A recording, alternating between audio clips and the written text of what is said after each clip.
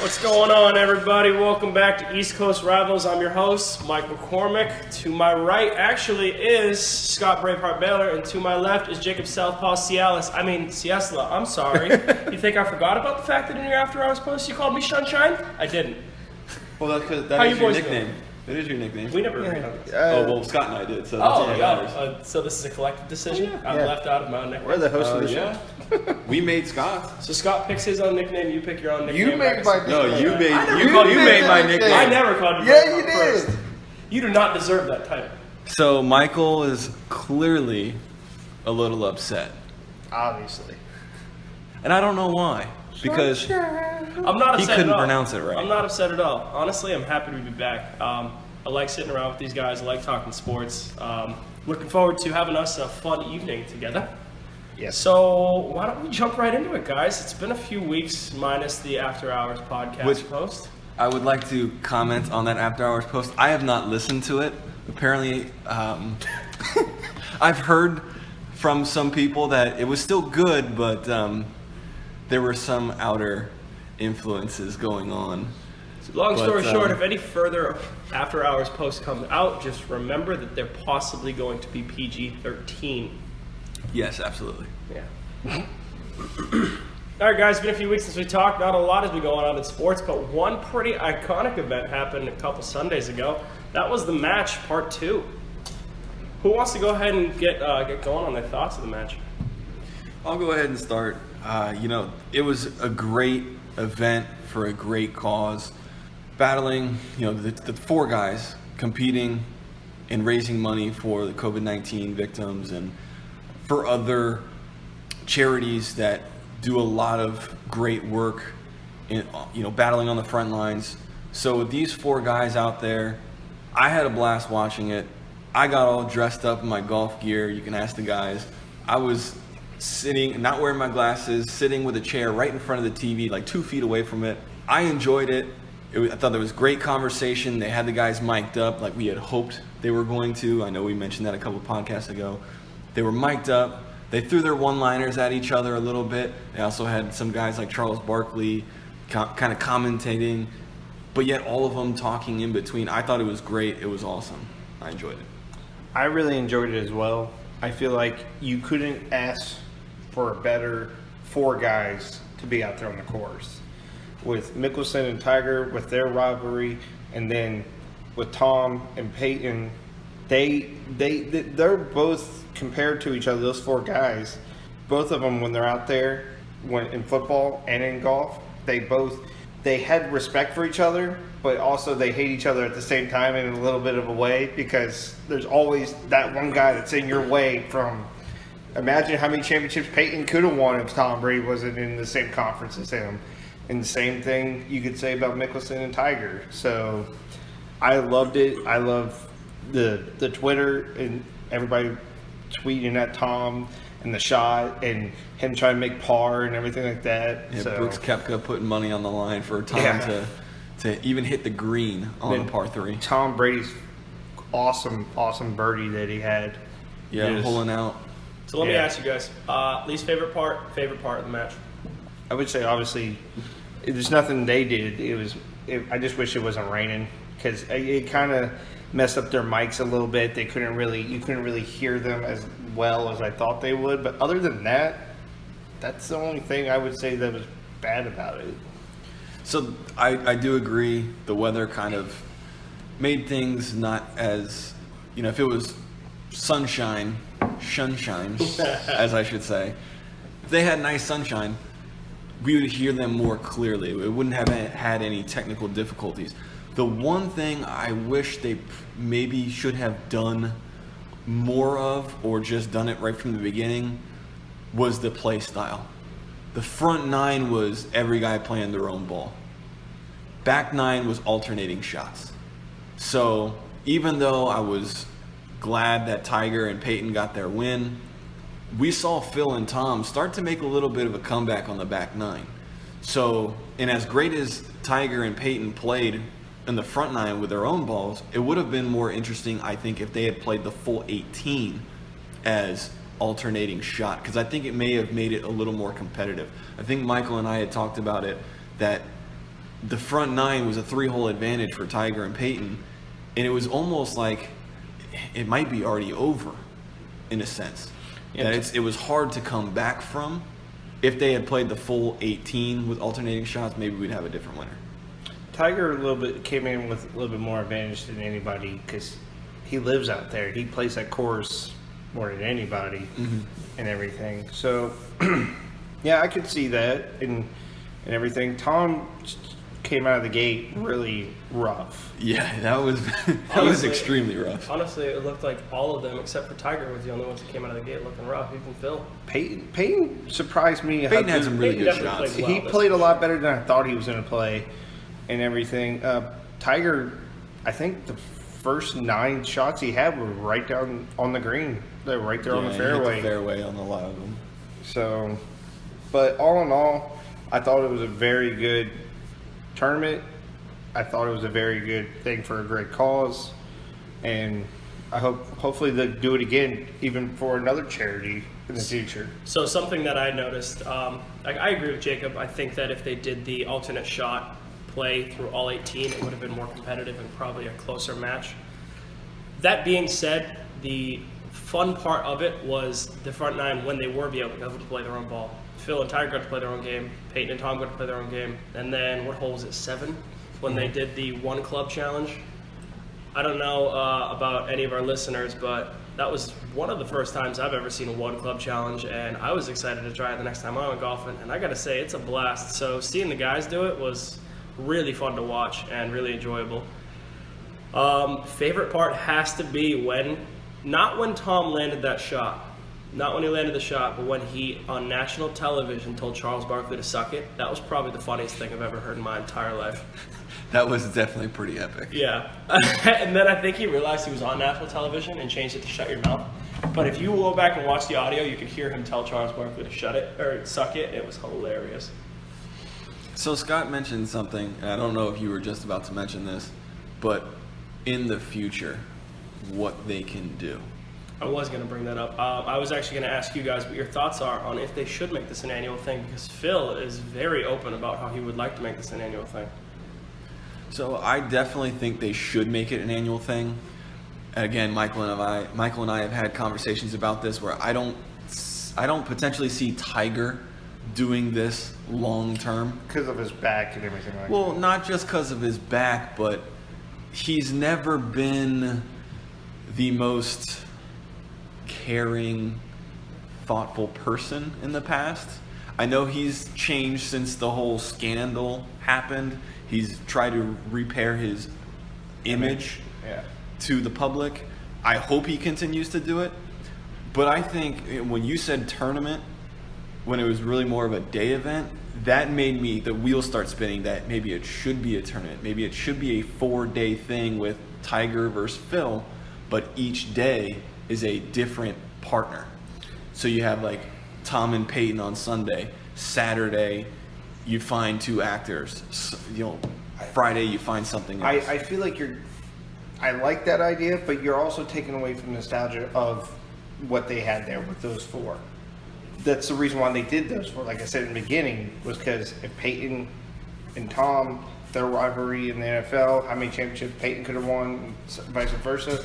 If you're gonna do that, you can't start adding actors and stuff like that because it's just a celebrity pro-am at that time. They do that already all the time. This is something that's very different that people were intrigued to see because of the rivalry. I get what you're saying. The thing is, the reality is, it's not going to be Peyton and Tom again. Honestly, if the match happens again, it's going to be one of 2 things. It's going to be 2 other random celebrities, or it's just going to be Phil and Tiger for their final match, 1v1, like the first time they did it.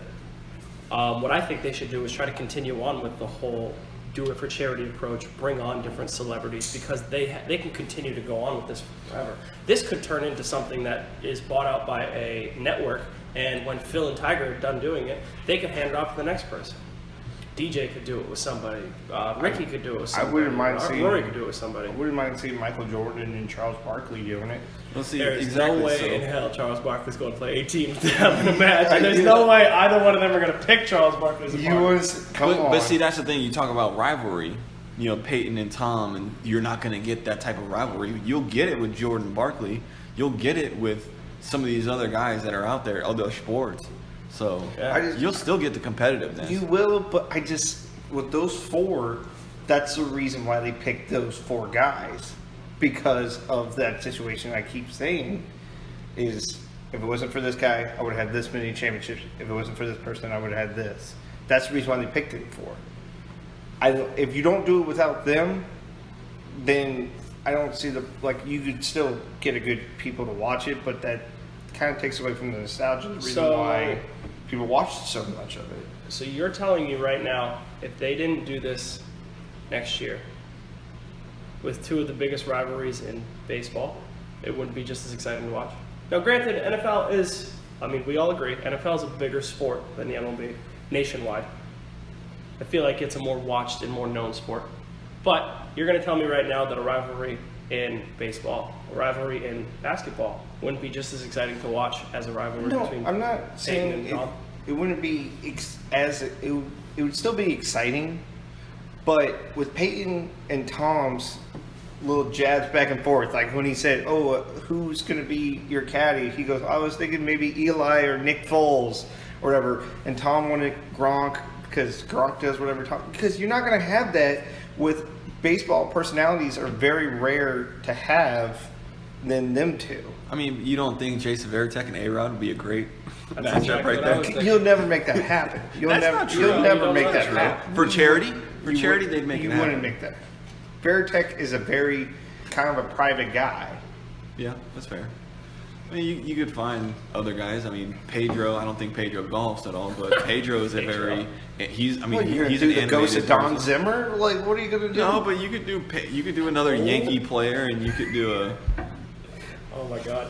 With that being said, let's go ahead and move forward. I would like to transition away from the match. We had great conversation on it. If you guys would like us to continue talking about the match, any possibilities in the future, please feel free to comment and let us know. Let's move over to UFC. Scott, why don't you go ahead and take it away, man? You are the UFC guru of the group, so please feel free and fill us in. Well, the big news coming out of yesterday was John Jones says he's vacating his light heavyweight championship belt, which this is stemmed from the past week that him and Dana have been going back and forth on Twitter and phone calls and stuff like that, because he's accusing Dana White of lying about what he asked for Francis Ngannou fight. That he asked for a huge lump sum of money, and John Jones called him out on it. And it's been getting pretty bad. They've had somewhat of a love-hate relationship. Dana White thinks John Jones is the greatest of all time. He thinks he's the greatest of all time. He even defended John Jones and stood by John Jones after all the allegations of steroid use and everything like that, which is very shocking to me that John Jones is vacating his title, but I also can see why he's doing it, feeding off what me and Jacob in the After Hours podcast talked about. Fighters are starting to come together to realize that they are not getting paid what they should. John Jones says it's not worth what he puts his body through to get the payment that he gets. Supposedly he asked for like $30 million for a fight. He calls Dana White a liar on that.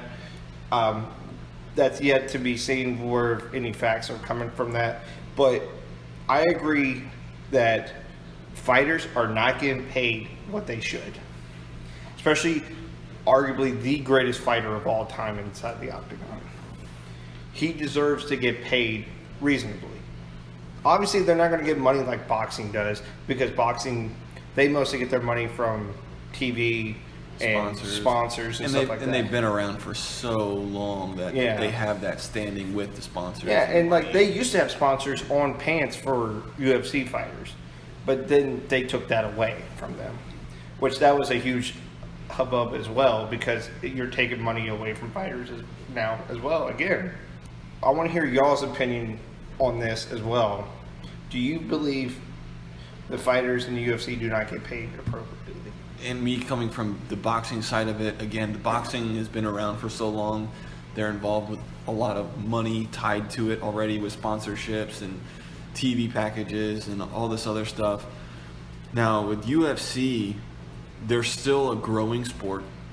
You can say that they are viewed significantly more than boxing. Like the Jose Masvidal fight against Nate Diaz had more pay-per-view views than the Canelo's last fight when he fought light heavyweight against Kovalev. Now, part of that, that's probably true, but at the same time, a boxing pay-per-view is like $100. You can get the ESPN Plus pay-per-view for $30. You have to sign up for the membership. I believe that. Isn't that correct? Mm-hmm. Or am I wrong? Yeah, and I think that's only for the first fight if you sign up for the membership that day. They're usually around $75.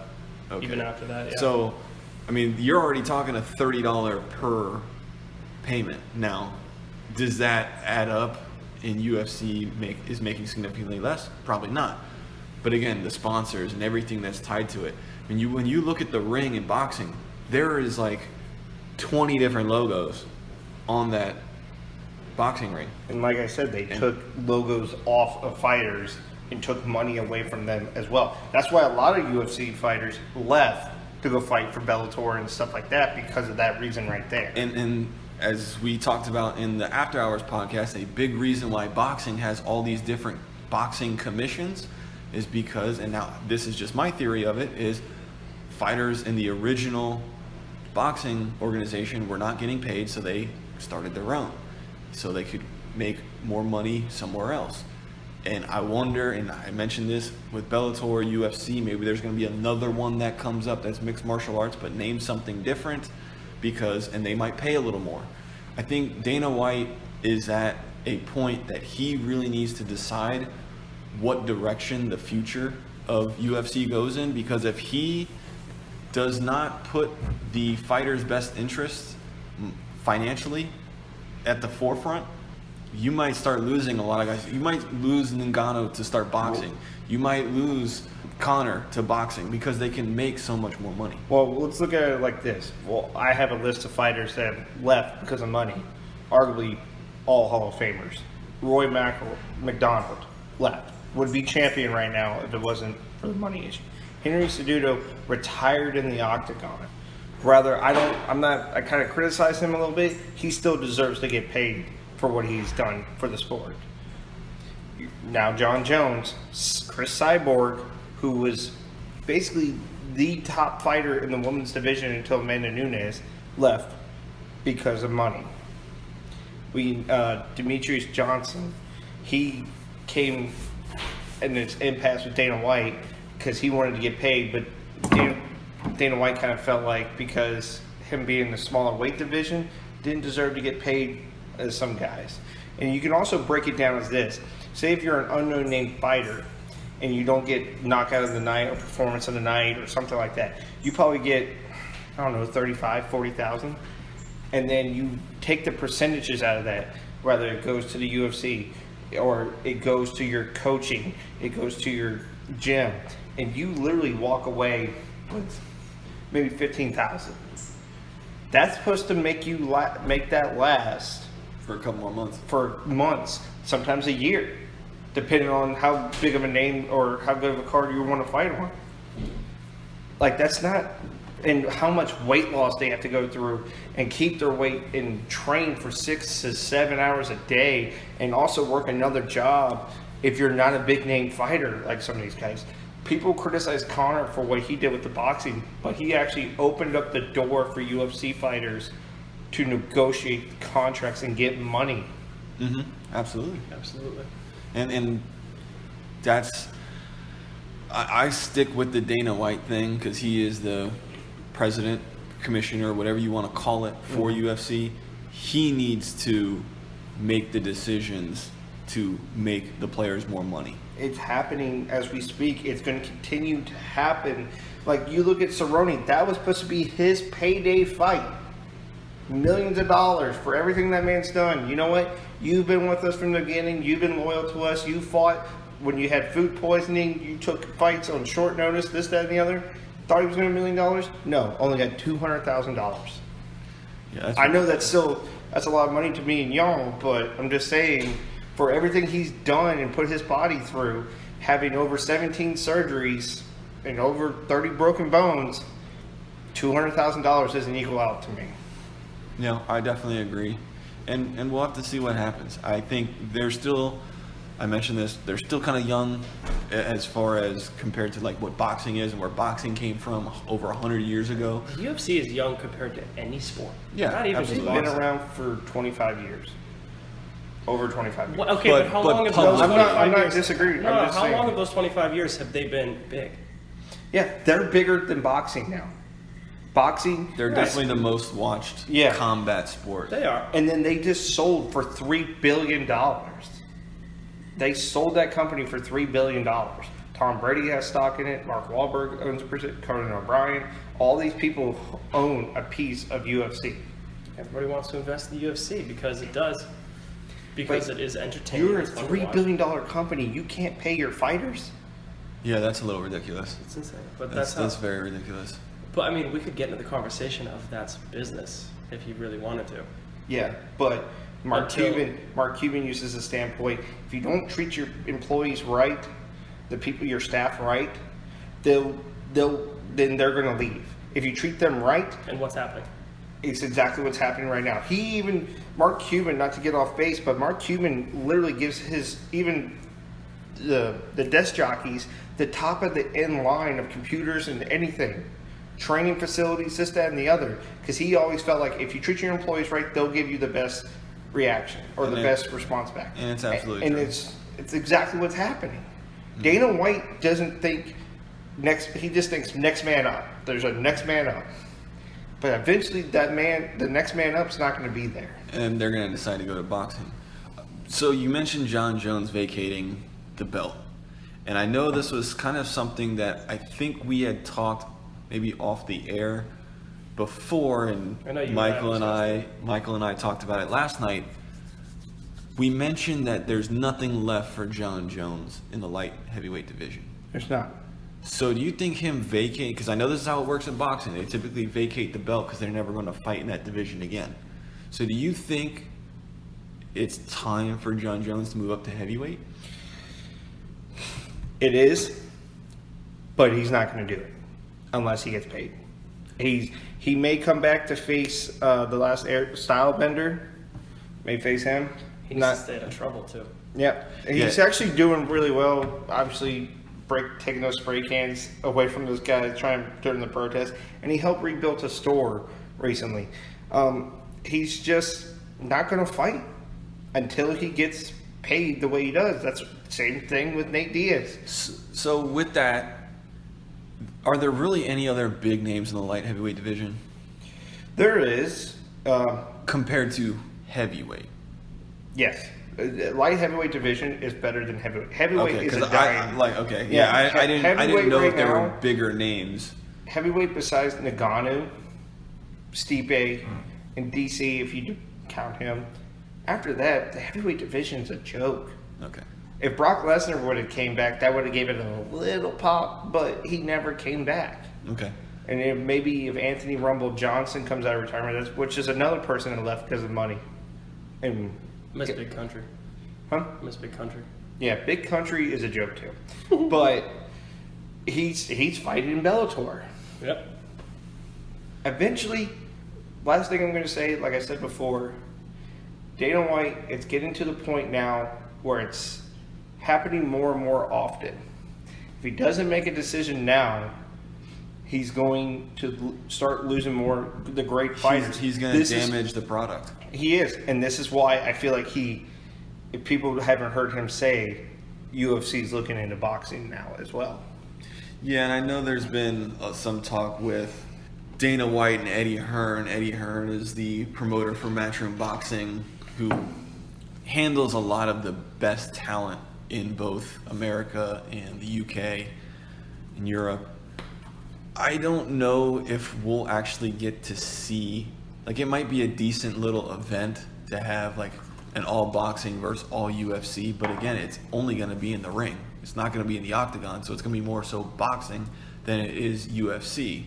Now, those fighters who from UFC do decide to go into the boxing ring because of the event with Eddie Hearn. Eddie Hearn is the best promoter in the world when it comes to money. I mean, he gets fighters paid huge money. Well, it also comes down to the fact that UFC, I said they've been around for over 25 years.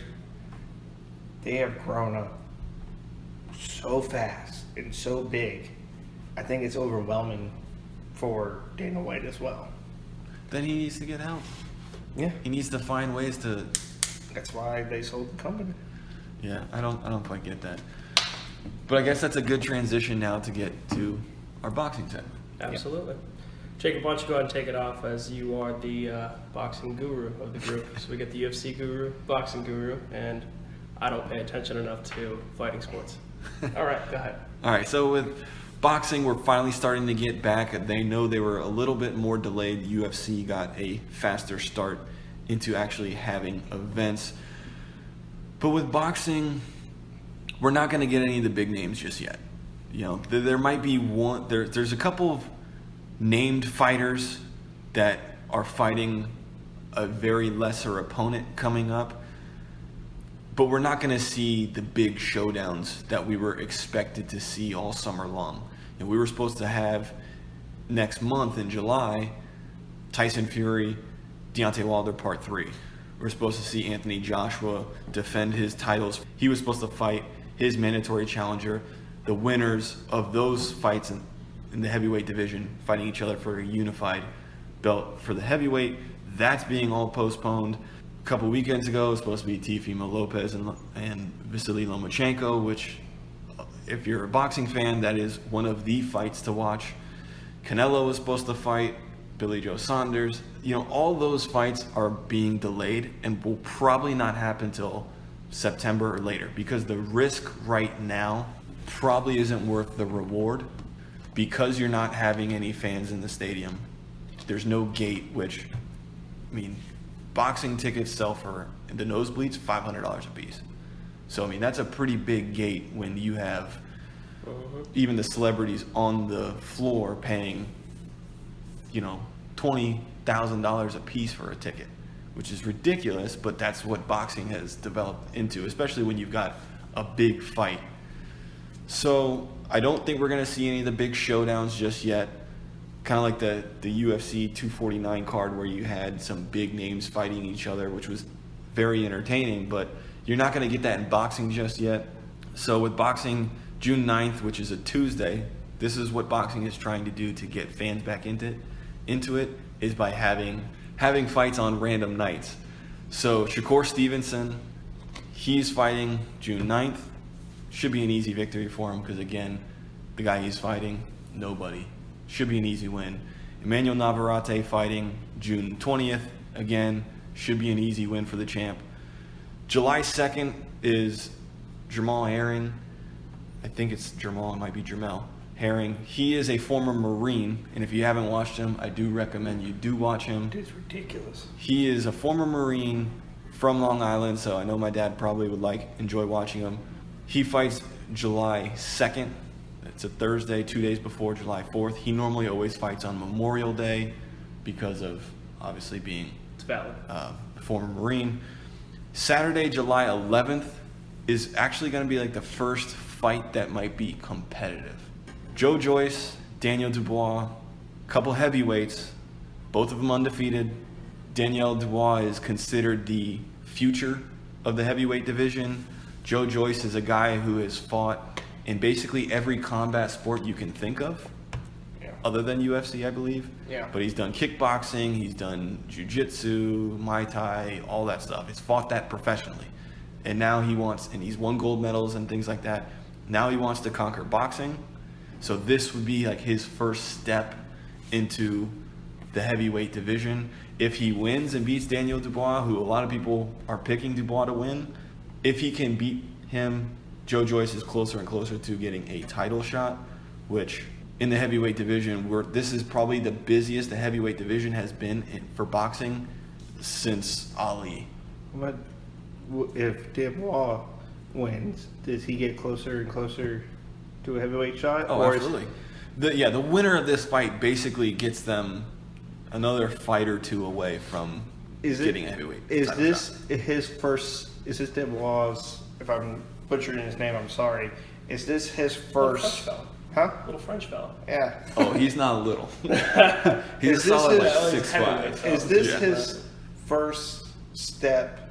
They're giving him his first challenge because there's been guys like in the UFC. They give him his first shot at a good big name, and then they fall back down. Or Right. we can have like what we saw past weekend. Tyron Woodley went up against Gilbert Burns, and Gilbert Burns destroyed him. Right. So it's actually going to be the same for both. Joe Joyce hasn't really fought anybody. Dubois hasn't really fought anybody. Dubois actually holds like the Commonwealth title and the British title over in Europe. Joe Joyce, he has a couple of those little rinky-dinky belts over here in the U.S. But you like that rinky-dinky? I do. I respect the use of rinky dinky. So, because they're fake belts. They're fake belts. Like, oh, I'm the British Commonwealth champion. That don't mean anything to me. So, It's very offensive to our Commonwealth friends. well, that's fine. But we have belts over here in North America. I'm taking They're it. the Keep going. U.S. Continental Champion and all that other stuff. It's a bunch of garbage. There's only 4 belts that really matter. Really 5 if you want to count the Ring Magazine champion. But Joyce and Dubois are in the same boat. They have not fought any big names or, maybe have been challenged by lower level guys and they were stepping stones. But this is the first real fight for both guys. And the winner is really going to, I wouldn't necessarily say catapult their career, but because this is the first big heavyweight fight that we're seeing since the whole COVID-19 thing started, it is going to catapult their career because a lot of people are going to be watching this fight. They're going to be paying attention to this fight. And someone's going to say, you know what? Hey, I like that guy. I think I can beat him. Like, he's good. He's got a big enough name, but I think I can still beat him. What's the weight and reach on both guys? I don't know the weight and reach. I just know they're both heavyweights. They're both big, and it should be pretty Are interesting. you do you have a prediction on who do you think's going to win? I think Dubois. Dubois. I think Dubois, he's the younger guy. I think he's a little more hungry. I've seen Joe Joyce fight a few times and was not very impressed. Like, he has a couple fights where it's like, this guy could be legit, but then his fights preceding that were not as impressive. And Joe Joyce is also like 31, 32. He's a much older guy, and he had the opportunity to fight a couple of big name fighters previously, and he didn't take that opportunity. So Being 31, 32 in boxing is considered to be too old for the sport. it's pretty, yeah, it's considered old. I don't see how that really translates though, because in UFC we have guys fighting at the age of 40 and still competing on a high level. I think their workout regimens are a little more demanding compared to boxers. See, the weight. And I'm giving UFC, I'm giving them the benefit of the doubt there. Well, there's guys out there. Like, I was literally watching something today where it said a guy lost 22 pounds in 24 hours for a UFC fight. That's unhealthy. God, yeah, that's Yeah. borderline end up in a hospital unhealthy. Of course, he lost in the first round in the first Yeah, 2 that makes minutes. sense. Yeah, I was gonna say he had no energy. He was walking out to the ring and was seeing stars. But like the heavyweight division in boxing is different than the heavyweight division in UFC because in boxing you can be 205, 206 and they consider you a heavyweight. Am I wrong? Oh Or- no, absolutely. So I just don't see how 32 you can say he's on the tail end of his career in that setting. Because they take, and this might sound, and this is probably another argument we could have on another podcast, but they take so much more of a beating to the head and consistent punches to the head that causes them to, they get their money, they get paid, they have a certain career, and then they get out. There are some that go for a very, very long time. I mean, the Klitschko brothers, they fought until they were in their 40s. But it doesn't traditionally happen because of the wear and tear that they go through just in the head. And not just that, when it comes to boxing matches last a lot longer than UFC fights do, even if you are looking at a championship UFC fight. Also, the periods are longer in the UFC. They're 5 minutes. But not all 5 minutes are spent bouncing on your toes, throwing jabs, throwing shots the entire time. You have a lot of downtime where there's a lot of, and now I'm not discrediting any UFC fighter because every single one of them could kick my ass. But there's a lot of downtime where they are rolling on the mat, slowing down, changing pace, catching their breath, when in boxing you don't really have that. You have your moments here and there where they lean on each other and they need to break up the fight because they're wrapping up, but I feel like there is more wear and tear on your body in boxing. How long in between each boxing fight would you say happens? Like, say, I just got done with a boxing match. When would my next fight be? So depending on who you are and how much of a beating you take in that fight dictates that. So like Emmanuel Navarrete, who's fighting June 20th, he'll probably fight again August because he just loves to fight. He's from Mexican descent, and that's, boxing is huge in Mexico, so he just wants to fight. He doesn't ever have to cut weight because he stays in shape by boxing all the time. So he fights every other month basically. Canelo only fights twice a year. Now, that's Canelo, and he doesn't have to fight more than twice a year because he gets paid $30 million each fight. So it kind of depends on who the fighter is. Usually it's 2 or 3 fights a year. If you're a young, hungry fighter like Shakur Stevenson, who's fighting June 9th, he might try to fight again in August, September. So the big names could have a longer career technically if they only fight 2 to 3 times a year. But one credit I would give to boxing that UFC doesn't get enough credit for is that they know when to say when, unlike UFC fighters do. They know when enough is enough instead of being punch drunk and still trying to live out their dream. And that might have something to do with the money, because the UFC fighter might be thinking, I haven't made enough to retire yet, so I need to keep fighting. Whereas a boxer, Andy Ruiz, who made $10 million for losing to Anthony Joshua the second time around, made like $5 million the first time around. Well, he just made $15 million. He can easily retire and his entire family be good.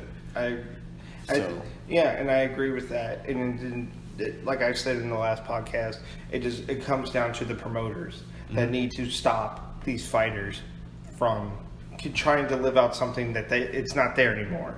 And Oscar De La Hoya, like I said, takes advantage of these fighters.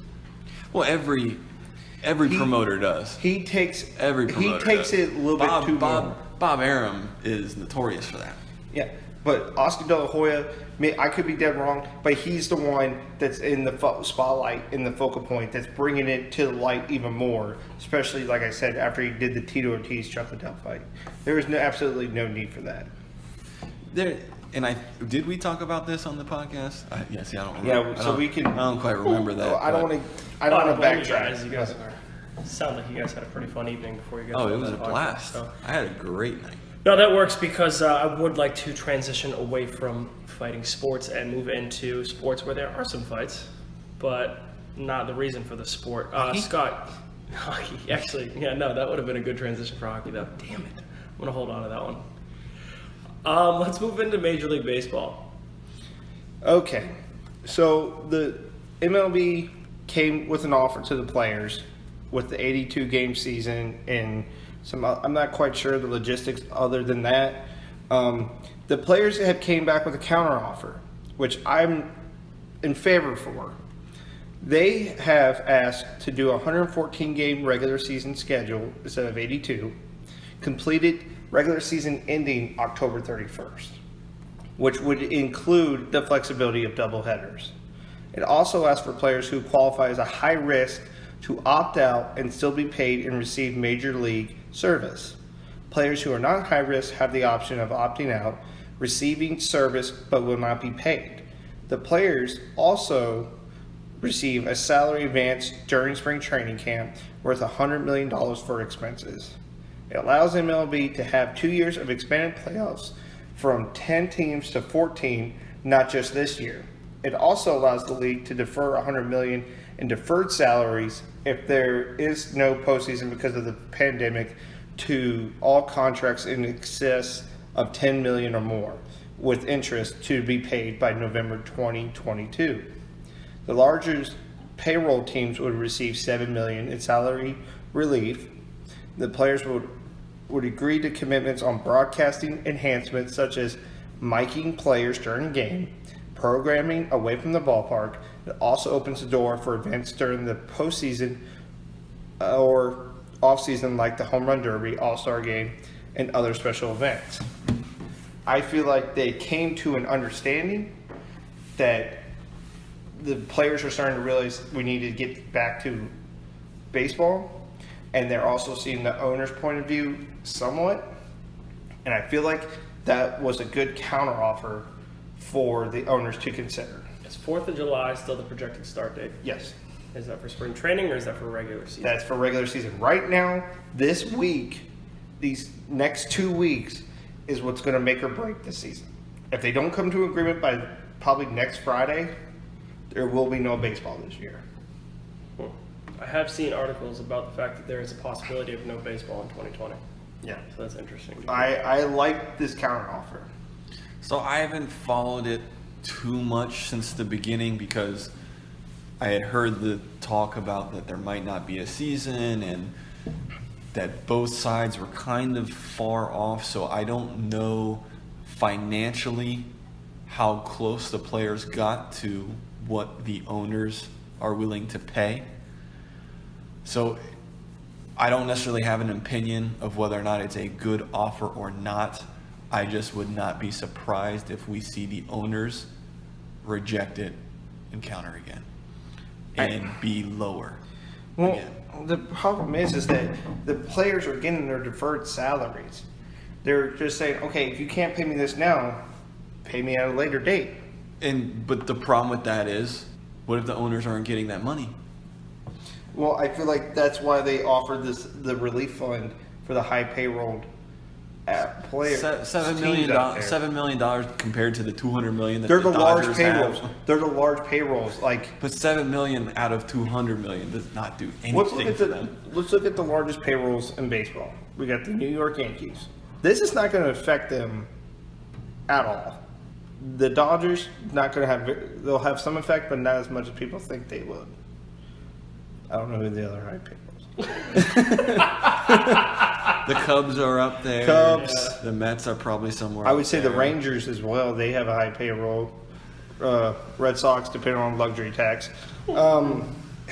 It's a great offer because they're also giving the MLB what they want, with the players being mic'd up and doing other events outside of baseball as well, which opens up more expansion for MLB. And like I said, their biggest thing was adding 4 more teams to the playoffs. Can you elaborate more on the other events outside? Meaning they could be filmed outside, do special events like, you know how they have like Hard Knocks for NFL? Okay. They would do like a Hard Knocks for baseball. They had something like that with the San Francisco Giants one time on Showtime, and that was the only time. Like Dodgers have something like a YouTube series or whatever, so do the Atlanta Braves and stuff like that. But it gets more of a look into players' lives and stuff like that. My big hang up with this whole thing, with the 114 game season and starting postseason October 31st, is the northern baseball teams. How are you going to accommodate November and possibly December outdoor baseball games? Yeah, and that's a huge issue, and that will be an issue for the owners. That's why the owners wanted a smaller season to avoid December altogether. Maybe they're still playing in November, but avoiding December, because at the same time with the owners, a lot of the money they make is from ticket sales and sponsors.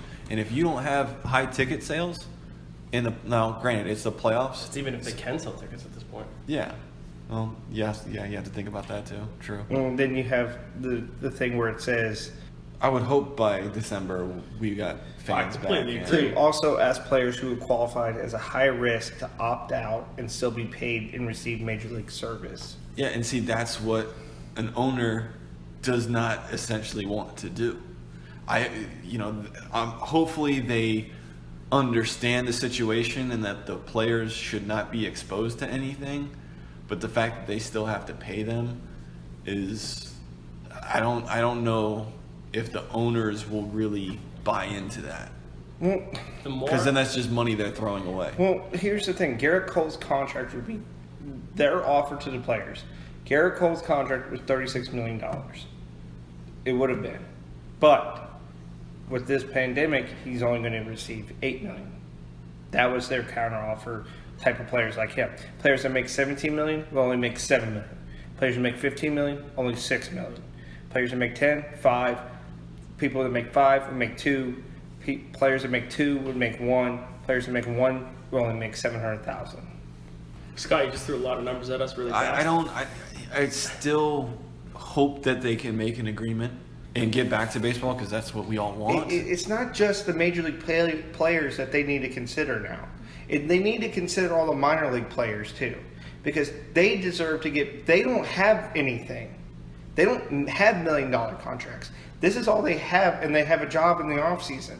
They just released over 1,000 players and didn't get nothing.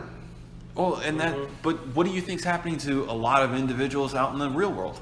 I understand that. So there's just nothing. There's nothing that the owners can do. If they're losing money at the end of the day, they're not going to just be like. I'm saying the players need to consider for the them. sake of baseball. But the players, we're gonna start. But the players need to consider the other players. And like I said a long time ago in other podcasts, the selfishness has to go outside the fucking window. Scott, I think we need to start getting to the realization now that it is June that that's not going to happen. What's probably going to happen, and Jacob made a good point, is the owners are going to come back with an additional counteroffer. There's going to be no agreement, and we're going to get to the point where there is going to be no Major League Baseball in 2020. Yeah, and that's going to cause problems in 2021. And I guarantee There'll be a because strike. of that, exactly, there will be a strike. There'll be a strike. I'm just saying, if you have the ability right here in front of you to come up with a plan to avoid a strike in the future, to help minor league players, to help the guys who are just now going to start the first rookie year, you have to do everything in your power to make that fucking happen. Is there enough time to do so? They're fighting the clock here. I know they are, but the fact is that if you have the opportunity to prevent this from happening and you're just letting it go by because you won't let your selfishness out the window, whether you're a player or an owner, this is what I have a problem with.